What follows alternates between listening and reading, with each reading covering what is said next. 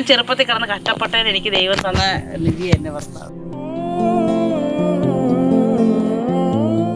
ഇവിടെ കിടക്കുമ്പോ കൂട്ടുകാരൊക്കെ വീട്ടിൽ ചെന്നിട്ട് വരുമ്പോ പറയും, അതൊക്കെ പ്രകാരം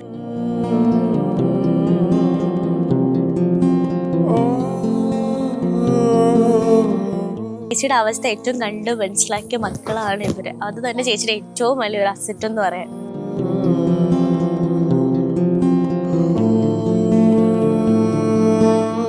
അപ്പൊ എൻ്റെ ഈ പുറകിൽ കാണുന്ന ഈ വീട്ടിലാണ് ഇത്രയും നാളും ശ്രുതി ചേച്ചിയും മക്കളും താമസിച്ചത്.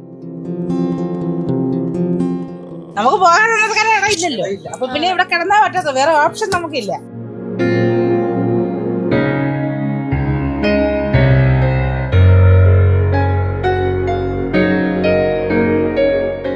നിങ്ങൾ ആ വഴി കാണുമ്പോൾ മനസ്സിലാവും എന്തോരം ബുദ്ധിമുട്ടിട്ടാണ് അങ്ങോട്ടേക്ക് ചെല്ലേണ്ടതെന്ന്.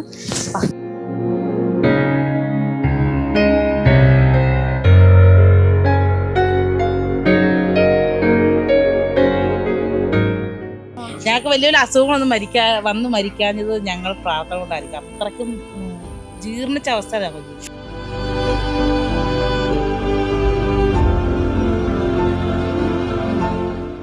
എങ്ങനെയാ ചേച്ചി ഈ ഒരു വഴി കൂടി വെള്ളമൊക്കെ ചുമന്നുകൊണ്ട് പോകുന്നേ? ഈ കുറച്ച് വെയിലത്ത് പാടുന്നു പറഞ്ഞാൽ വീട്ടിൽ ഞാൻ ഇതുപോലെ പണി ചെയ്തിട്ട് വന്ന ഒരാളായതുകൊണ്ട് എന്നെ സംബന്ധിച്ചിടത്തോളം ഇതൊരു റിസ്ക് പിടിച്ച ഇടപാടല്ല.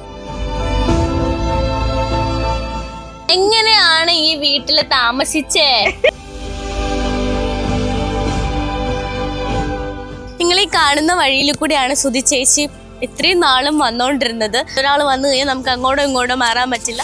കാരണം നടക്കുമ്പോൾ തന്നെ താഴ്ന്നു പോകുന്നൊരു വഴിയാണിത്.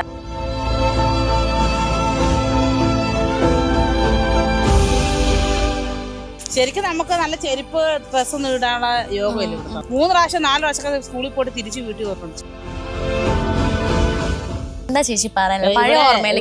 പഴയ ഓർമ്മയോട് പോയാൽ ദുരിതം മാത്രമായിരിക്കും. ഇപ്പോഴും അങ്ങനെ പറഞ്ഞാൽ തന്നെ പ്രശ്നം. ഇനി എല്ലാ വീഡിയോയിലും വന്ന് കഷ്ടപ്പെട്ടതൊക്കെ പറയുമ്പോൾ ആൾക്കാർ പക്ഷെ കഷ്ടപ്പെട്ടവർക്ക് അറിയാം അതിന്റെ ബുദ്ധിമുട്ട് എന്താണ്.